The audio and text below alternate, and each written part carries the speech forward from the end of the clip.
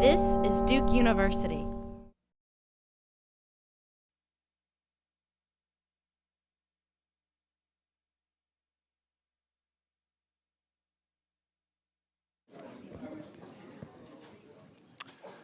Good afternoon, everybody. I'm David Levy, Dean of the Duke Law School. Welcome to the Robert R. Wilson Lecture. Professor Wilson was a professor of political science at Duke University from 1925 to 1975, and this lectureship was established by Herman Walker, who was Wilson's student and colleague and also had a distinguished career in his own right. Our lecturer this year is Mary L. Dudziak, who is the visiting John Hope Franklin Professor of American Legal History and a very accomplished scholar of legal history. She holds a distinguished chair at the University of Southern California, where she is a professor of law, history, and political science. She's written broadly on topics of 20th century American legal history, including a forthcoming book on wartime, also a couple of very well-known books on one entitled Exporting American Dreams, Thurgood Marshall's African Journey, and her other book on Cold War civil rights, Race and the Image of American Democracy, which has had a big impact on the field. She received her BA from the University of California, Berkeley, her JD and PhD in American Studies from Yale University. She's with us this semester, and it's a great pleasure to have you here, Mary, at the Duke Law School. Her talk today is on the martial spirit in American history, fittingly, John Hope Franklin on militarization and war. Professor Dudziak.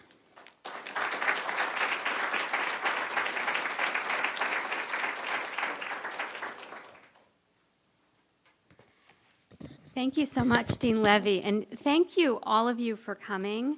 And really, thank you to the law school community and the Duke University community for honoring me this semester by having me here at all, and certainly having me here in a position with John Hope Franklin's name on it. Thank you to my students for coming today, even though I required you to. And I wanted to, for students in the room, my constitutional history class is going to meet with me at 4:30 today in the Star Lounge, just a little meeting to chat in case you're interested in talking more or asking questions and you don't have a chance to. You're welcome to join us at 4:30 Star Lounge. Treats are not provided, sorry, it's just us. But any students who want to come are welcome. So let me say a word about how I came to this topic, because when Dean Levy asked me to give a lecture to you this semester, I was going to talk about something else. And you know, the easiest time to do a lecture is when you've just finished a book, and I did, and then you know what you think, and it's basically written. And all I wanted to do was basically build a bridge from John Hope Franklin's work to what I've been working on and to new scholarship on war and wartime. And then what happened is, it's sort of like, for the grad students here, one of those conversations that you have when you go in to talk to your graduate advisor. I remember once when I talked with labor historian David Montgomery, and who basically smiled when I talked about my paper, nodded his head, and then made it very clear that this was a nice beginning. I had more to think about and more to figure out, and I was not done. And so basically by sort of going more deeply to John Hope Franklin's work, it was as if he said to me, go back, think some more, try again. And that's, so in some ways, what I'm going to talk to you about today is what I've learned this semester, both from being here, but specifically from going back to and engaging more deeply John Hope Franklin's work. So I'm going to mention, let me just let you know about two important books that aren't on my PowerPoint. One is, one of the most important recent books on African Americans and war, which I'm sorry I'm not going to talk about, is by Adrienne Lentz-Smith in the history department here, Freedom Struggles, African Americans and World War I, which is really spectacular. And I'm not going to talk about World War I, so I had to skip by it. I'm also going to mention Kim Phillips' new work, and thank you to Chuck Grench, who's here today from UNC Press, for sending me an advance copy of Kim's book, which is coming out in January. And it's called War, What Is It Good For? Black Freedom Struggles and the U.S. Military from from World War II to Iraq. And one last thing, you know, at the movies, the credits are at the end. I live in Los Angeles, where people stay through them because maybe your next door neighbor is at the bottom. But just in case you have to leave early, I wanted to run some credits, which is my thank yous. There's so many people who helped, beyond Melinda Vaughn and Francis Presma, who helped set everything up and get it all organized and created the most fabulous poster for any lecture I've ever given. And so many people in the library, and Deb and others in the media services who do perform magic and somehow have given me a little bit so that the first slide worked today. So what does John Hope Franklin have to say about the history of American war? And I have to say, I'm so aware that many of you knew him and know his work, you know, more deeply than I could possibly. And so I offer this really as a humble offering to those of you who know him so much better. A Southerner seeking military activity in the early 19th century, Franklin wrote, did not have to wait for war with Britain, Mexico, or the North. He could find it in the almost continuing campaign against the subversion of slavery. He could go with General Youngblood to annihilate a group of suspected slave rebels in South Carolina, or with Brigadier General Wade Hampton in 1811 on the march from Baton Rouge to an infected plantation in St. John the Baptist Parish. The citadels, sentries, grape-shotted cannons, and alert Minutemen became familiar and integral parts of the Southern scene and were regarded by many as indispensable for the preservation of the cornerstone of Southern civilization. The most influential work on the history of militarization in the United States is Michael Sherry's book, In the Shadow of War, The United States Since the 1930s. War created the United States, he writes. Although many Americans professed genuine hostility toward it, war was central to their history, the instrument by which they forged and expanded their nation and often defined themselves. In Sherry's work, the process of militarization is the way war shaped American government, society, politics, and culture. He dates its central impact from the 1930s on. Now, this is the kind of idea that is the sort of image that's central to the history of U.S. militarization in the 20th century. And this is a page from Michael Sherry's book. And here is the shadow of war, the shadow of bombers over a domestic scene. So what we have is the danger is from the outside, falling upon the domestic scene, having a broad and dispersed impact. It's not a bomb falling through the roof, right? It's the shadow.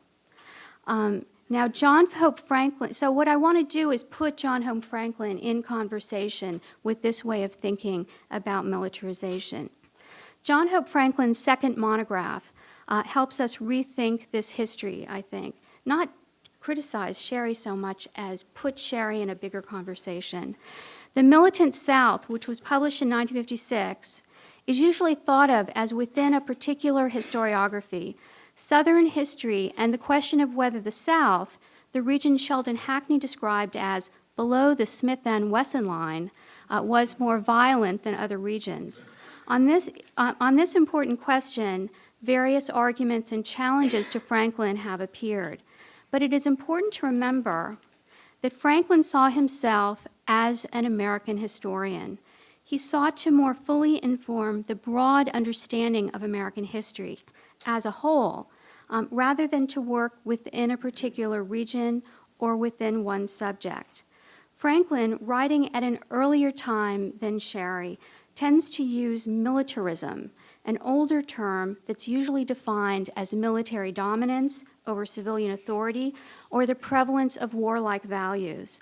Militarization, in contrast, is sometimes defined quite broadly as, quote, the contradictory and tense social processes in which civil society organizes itself for the production of violence. I think sometimes when definitions get too broad, they end up doing everything and then end up maybe doing nothing. So I think I'm more attracted to a narrower reading where we're looking at the impact of war and military matters on society as a whole, including domestic politics and culture.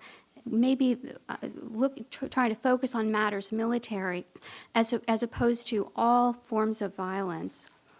Now, what does Franklin's work do to this history of American militarization? As I'll describe today, he pulls a largely 20th century narrative back into the 19th century. He domesticates it and he racializes it. He also reminds us that militarization is not just about the creation of structures, for example, a military-industrial complex, as President Eisenhower described it, and what we might now think of as the securitization of daily life. It is also about violence. Writing about what he called the martial spirit, and the martial spirit was the first title of the book manuscript that became the Militant South, and so that's where I get my title for the lecture. Writing about the martial spirit in the South before the Civil War, Franklin argued that an aggressive belligerency of the peoples of the South became one of their outstanding attributes. Many factors might have led to this development: the conditions of frontier living, the Indian danger, the strong attachment of the people to military organizations, and the widespread preparedness movement in the 2 decades before the Civil War. Slavery, however, he argued, had a profound effect. Tocqueville noticed this, writing that the citizen of the southern states becomes a sort of domestic dictator from infancy. The first notion he acquires in life is that he was born to command, and the first habit he contracts is that of ruling without resistance. Slavery required more than a command structure, however. It required armaments. The planter, Franklin wrote, was forced to regard arms as a necessary adjunct in the machinery of control. Going about armed with knives and guns became the daily habit of masters and overseers. In this environment, the very relationship between master and slave, he wrote, can almost be described as a state of war. Slavery required policing, and the form of policing slaves came to be collective and routinized as planters banded together to create security forces. Slave patrols would ride at night for the purpose of apprehending blacks who were not in their proper places. And this is an image of a slave patrol. There was a relationship between slave patrols and state militias, and that's one of the things he does in his book, is sort of tie slave patrols and policing of slaves with American military forces and state militias. So the patrol system tended to strengthen the position of the military, he argues. In South Carolina early on, the patrol system was merged into the state militia, making it part of the military system and devolving upon military authority in its arrangements and maintenance. The patrol simply became an arm of the military. Fear of slave uprising would lead to suspension of the civil law and something, he said, akin to martial law with its arbitrary seizures, its summary trials and executions, prevailing until the danger had passed. The need to police the domestic population of slaves meant that arms must be always at the ready, creating a warlike atmosphere in times of peace, and so the patrols fused the categories of wartime and peacetime. One visitor to Virginia recalled the unfortunate conscience-haunted planters were obligated in the midst of peace in all times and seasons to thus keep watch and ward through each other's grounds, armed to the teeth, never for 1 hour safely and soundly sleeping in their beds. The impact of slavery on militarization went beyond arms and slave patrols, however. As Franklin put it, facing abolitionist criticism, Southern leaders developed a defense of slavery that was as full of fight as a state militia called to quell a slave uprising. They argued that slavery ordered society and protected against the evils of socialism, communism, and anarchism. So slavery was good for society. If a warlike reaction served to prop up slavery with renewed physical force, Thomas Dew argued that slavery had a palliative effect on war itself. Slavery essentially made the state more humane.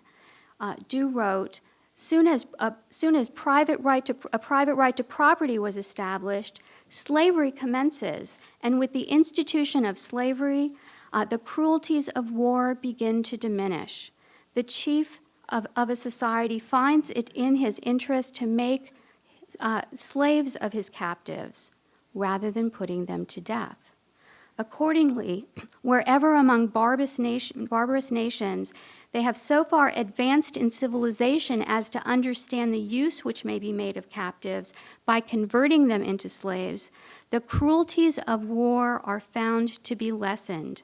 So slavery was a product of civilization, and it was itself civilizing. Yet war was not simply a metaphor or an argument. Sometimes slaves would attack, and state and federal military forces would be called upon to put down the insurrection. So it ends up seeming more like the relationship between U.S. military and state militias and American Indians than a matter of domestic, sort of local policing. A particularly important battle began on the evening of August 21, 1831, in Southampton County, Virginia, when Nathaniel Turner, a slave, killed his master, Joseph Travis, and his family. Turner and a small number of slaves had planned their revolt in advance. Turner believed that he had been ordained for some great purpose in the hands of the Almighty, and he waited for a sign from God before acting. After the attack on the Travis family, Turner's group took horses and weapons, and along the way, others joined them. Turner and his followers then assembled themselves as if for war. I formed them in a line as soldiers, Turner said in his confessions, and after carrying them through all the maneuvers I was master of, marched them off to attack a second household. They killed every person in these first two households, not because they were bloodthirsty, but for strategic reasons, to instill fear in other landholders, something Clausewitz would understand. Within 24 hours, historian Herbert Aptheker has written, approximately 70 slaves were actively aiding the rebellion. By the morning of August 23, at least 57 whites, men, women, and children had been killed, and the rebels had covered about 20 miles. Turner and his followers then set out for the county seat and a considerable cache of arms. Along the way, they were to meet a decisive battle at Parker's Field. White landholders were reinforced by militia. By the morning of the 24th, 3 companies of artillery with a field piece and 100 stands of spare arms, together with detachments of men from the warships Warren and Natchez, were on their way to the scene. Hundreds of soldiers from volunteer groups and militias of neighboring counties joined them. As Aptheker put it, massacre followed. Reverend G.W. Powell wrote at the time, "Many Negroes are killed every day. The exact number will never be known." Nathaniel Turner himself eluded this onslaught, but was apprehended 2 months later, armed only with an old sword. He was not treated as a soldier captured in battle, of course, but as a criminal. On November 11, 1831, the sentence was carried out, death by hanging. But it was Turner who would have the last word of sorts. His insurrection occurred amidst a period of great rumbling and discontent and protest. His actions carried that rumbling to a high point, Aptheker wrote, and caused an eruption throughout the length and breadth of the slave South, which always rested on a volcano of outraged humanity. An immediate reaction, John Hope Franklin writes, was to further militarize civil life in the South. The Richmond Enquirer assured its readers that a patrol turns out in our city every night. Cities requested arms from their state governors. A U.S. Army artillery company was dispatched to New Bern, North Carolina, and martial law was declared in Raleigh. The South's first Armageddon, Franklin wrote, was with her own slaves. We know, of course, that the Civil War would break out, and it might be tempting to view this history as simply a lead-up to war. But Franklin had something more in mind: the way slavery militarized Southern culture, a feature that would be important whether or not there had ever been a Civil War. Now, Franklin himself placed the militant South in the context of the literature on war and militarization, and this is clear from his discussion of the military theorist Karl von Clausewitz in the book's closing pages. He turns to Clausewitz to contrast the optimism about war and what it would accomplish on the part of Southern leaders at the eve of civil war with Clausewitz's awareness of the uncertainties of war. But his final citation is even more telling. It is to Karl Liebknecht's 1917 work, Militarization, sometimes Militarism and Anti-Militarism. At the close of the militant South, Franklin argues that by the 1850s, the martial spirit had reached beyond the formal military groups, extending itself into every phase of life, transforming most institutions into semi-military agencies, and establishing forms of control which flourished in such an atmosphere. Militarization, he argued, had permeated the social institutions and culture of the South, and this, he thought, greatly facilitated the drift to war. Liebknecht provides Franklin with the analytical underpinning for this argument. For Franklin, as for Liebknecht, militarization came from the inside, from domestic culture and politics, and it emboldened a people to engage in war. So you remember my 3 points. He pushes back the periodization of militarization, at least to the early 19th century. He domesticates American militarization. It is coming from within, not from overhead, like the shadow of the bomber. He racializes it. We can't understand American militarization without thinking about the impact of slavery. Slave revolts were internal conflicts that shaped slaveholding culture. External threats, wars with other nations, and the Civil War that tore the nation itself posed different kinds of challenges, of course, and had wide-ranging effects. Franklin's sweeping history from slavery to freedom, first published in 1949, in that book, war plays a role that is common in American histories. War does not simply mark off periods into eras, dividing American history into segments. War is also an actor in history, moving and shaping society.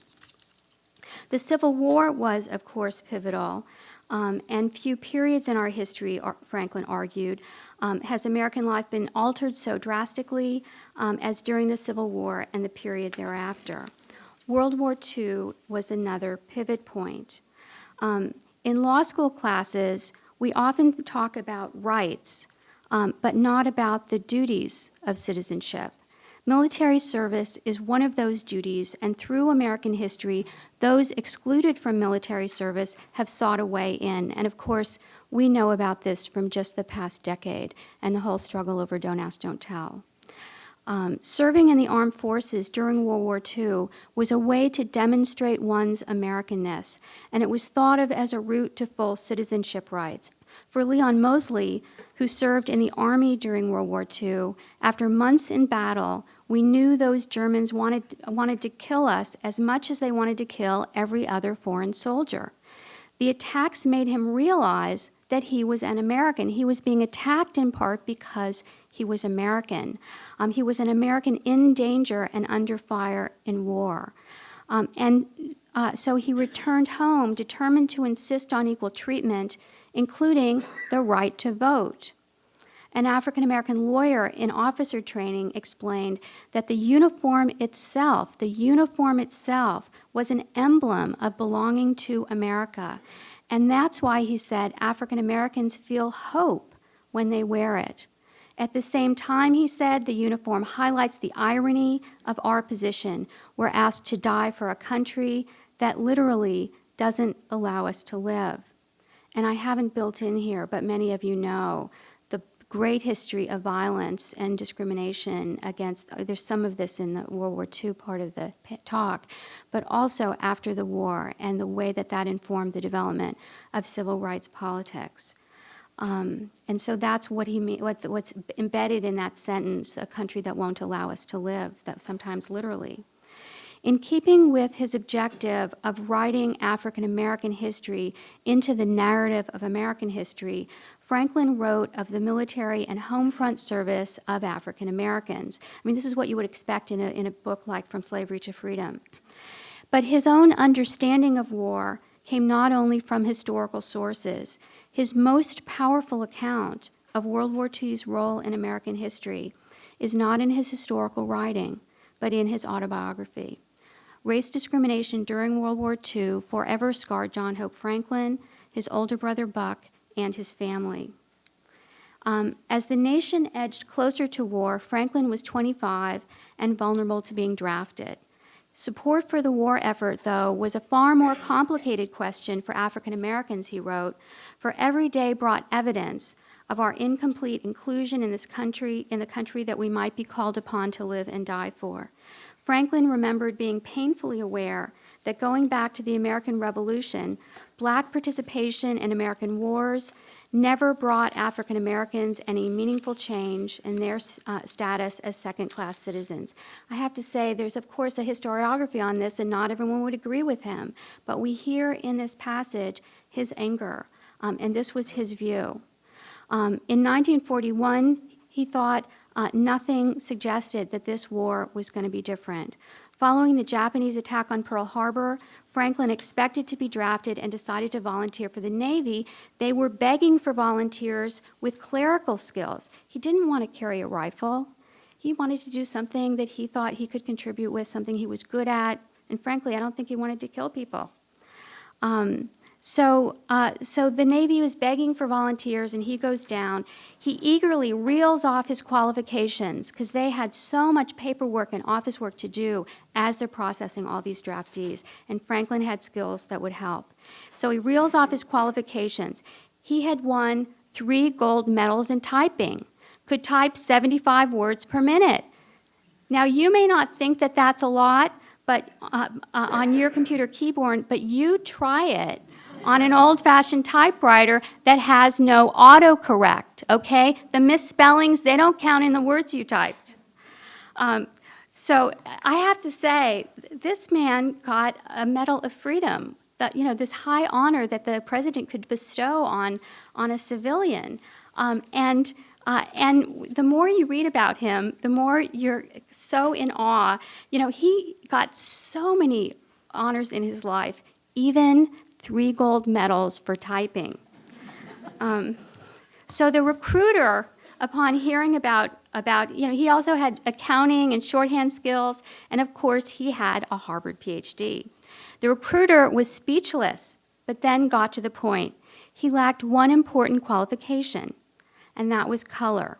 The Navy restricted enlistment of African Americans, and Blacks who served were placed in menial positions. So Franklin mumbled something to the effect that I thought there was a great emergency, but apparently I was mistaken. He left, he said, with the same feeling that Black volunteers must have had when George Washington rejected them in the Continental Army, or when Abraham Lincoln sent them home when they tried to enlist in the Union Army. Franklin then turned to the War Department. They were tasked with writing the definitive history of the war. Some white historians without PhDs were working there. Even some, Franklin wrote, who'd flunked out of grad school. Now, with his first book in press, Franklin was hopeful, and he waited to hear by mail. But weeks stretched into months with no reply. He reached out to the president of the University of North Carolina and even to Eleanor Roosevelt, expressing his desire to serve in the role that he was best qualified for. As far as he was able to tell, they did not even consider his application. The indignities he would encounter had not ended, however. In 1943, he's invited to give a commencement address at his high school back in Tulsa, Oklahoma. He can't travel without the draft board's permission because he might get called up at any time. So they gave him permission on the condition that he get a blood test first so that he could report immediately if needed. He was told to visit the draft board's physician. So he goes to the office, and the doctor didn't want him in the office. He said, "You go down the hall and sit there by the fire escape."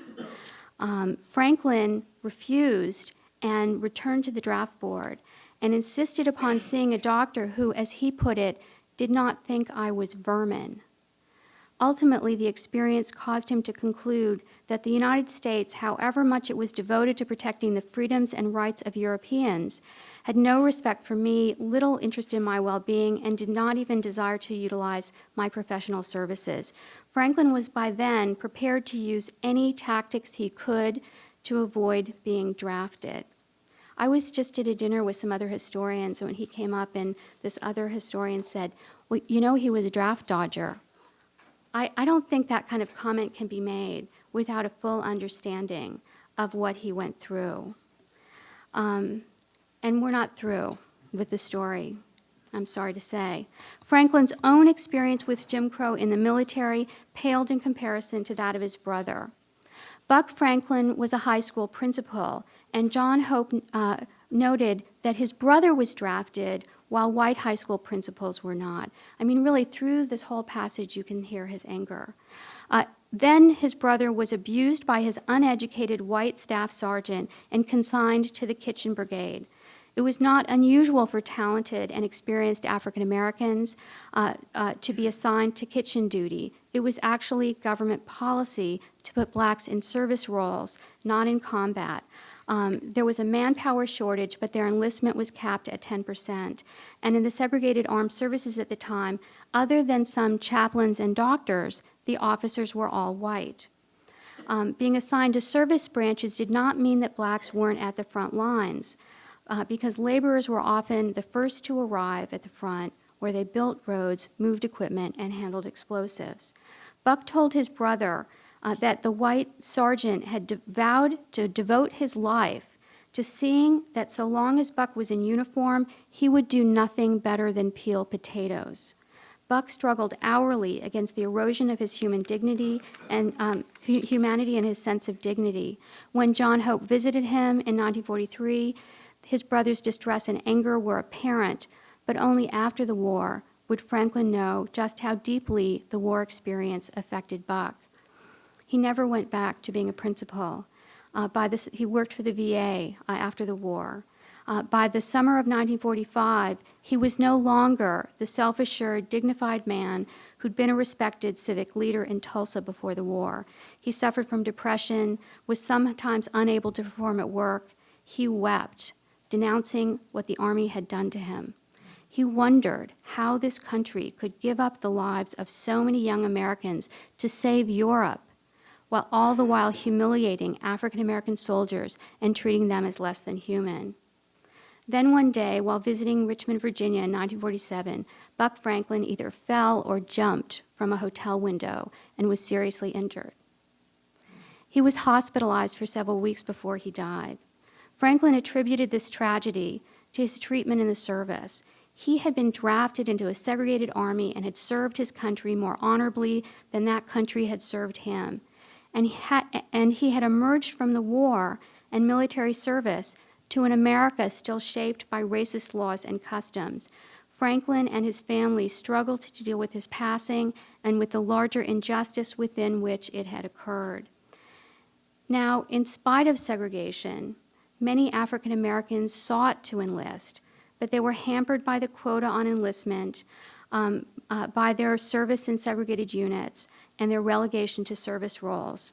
Only after significant pressure did the Army establish the flight training school at the Tuskegee Institute to train pilots who became the renowned Tuskegee Airmen.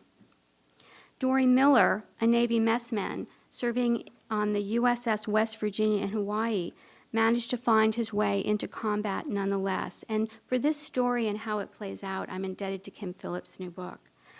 He had learned to shoot while growing up in Texas and was a championship boxer during the war. But for his military service, he was assigned to kitchen duty. On December 7, 1941, while he was at work collecting laundry when the Japanese attacked Pearl Harbor.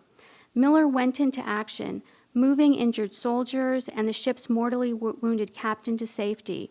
He then manned a .50 caliber Browning anti-aircraft machine gun until he was ordered to abandon ship. Miller had never been trained to use the weapon. Of course, it wasn't needed in the kitchen, but he had listened in when the white soldiers were trained.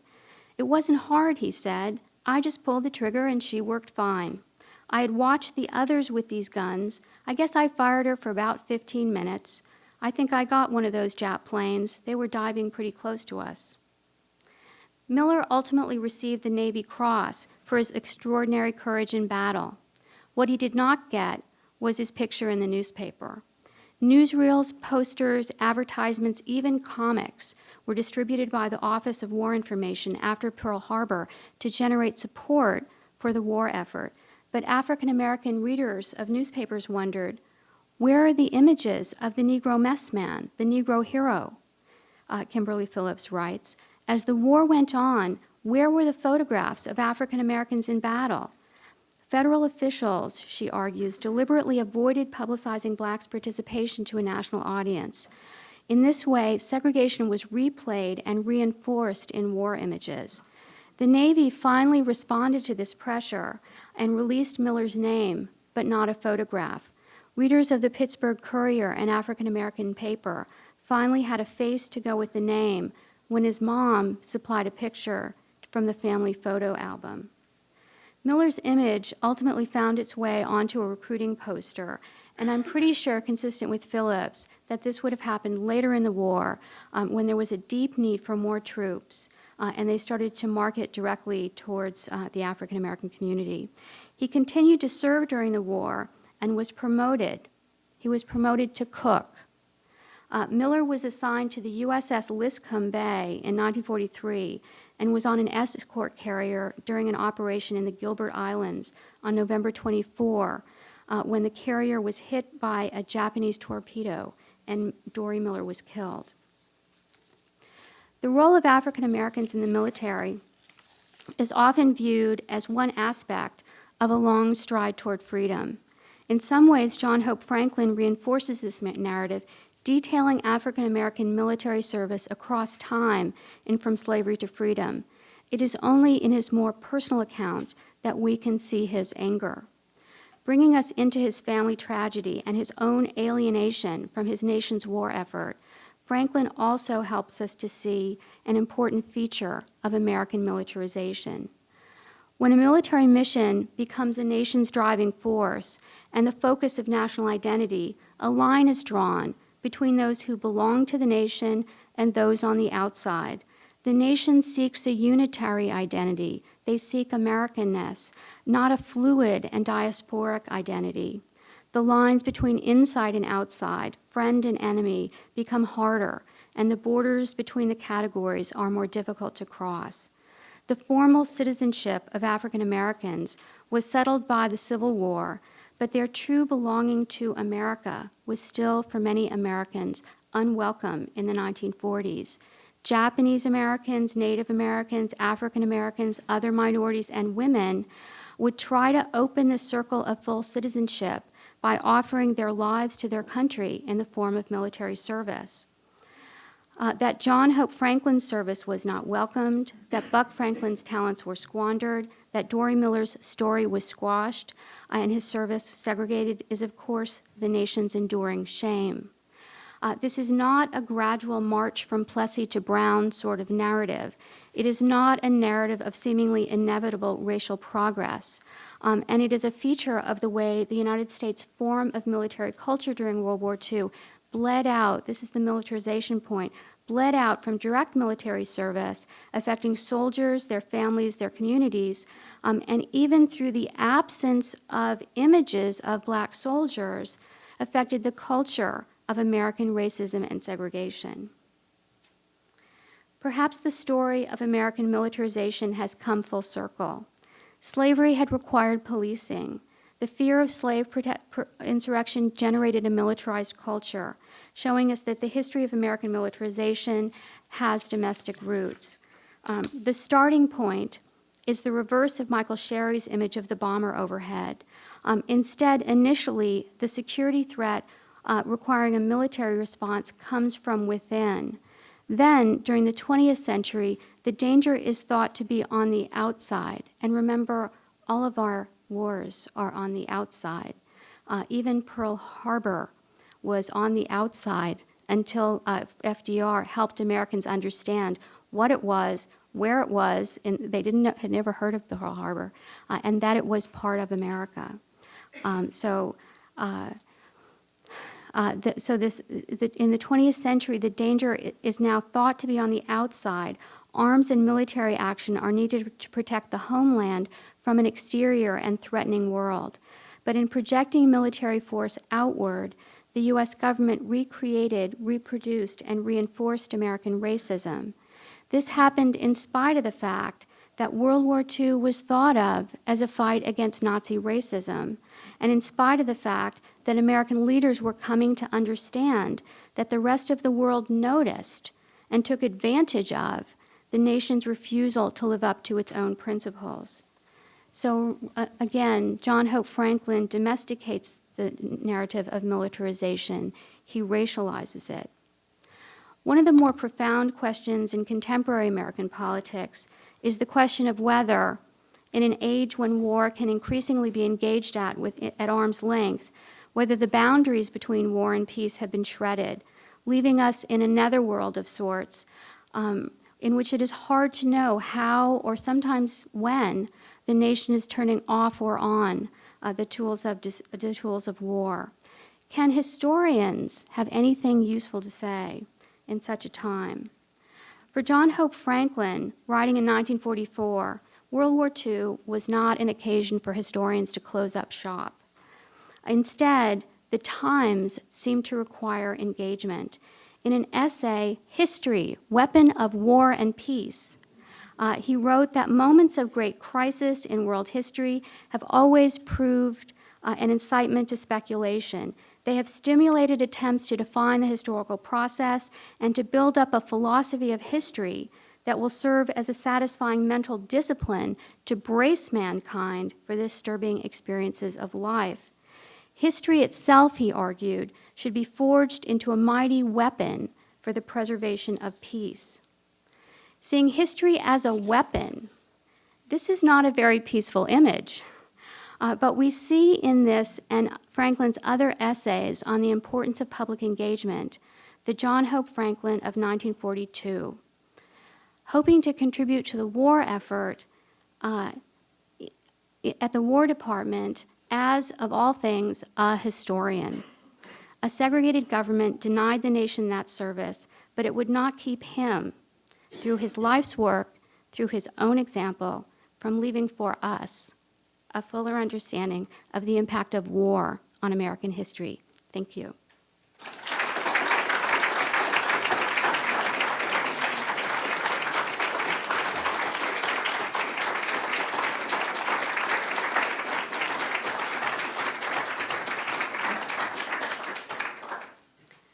So I'm happy to take questions or comments or corrections even. Nancy. Wow, that was really amazing, and what a tribute to John Hope Franklin, and it's just got my mind buzzing, and I'm really glad that the law school asked you to do this talk, because I'm hoping that there's a next book coming out of it, which might talk about the militant South tradition of constitutional interpretation, which kind of links the two ends of your story, sort of the John C. Calhoun interpretation that then goes into the fight against Brown, which then gets forgotten, and suddenly we have something called the jurisprudence of original intention. Excuse me for being a bit provocative and political, but am researching this area, and I think there's a very deep connection. I just wondered if you thought at all as you were reading John Hope Franklin, or whether he talks about the South's distinctive fascination with the Constitution to justify the, sort of its role in the Civil War and the constitutional interpretation that lay behind that, and then the ways that also goes into that 20th century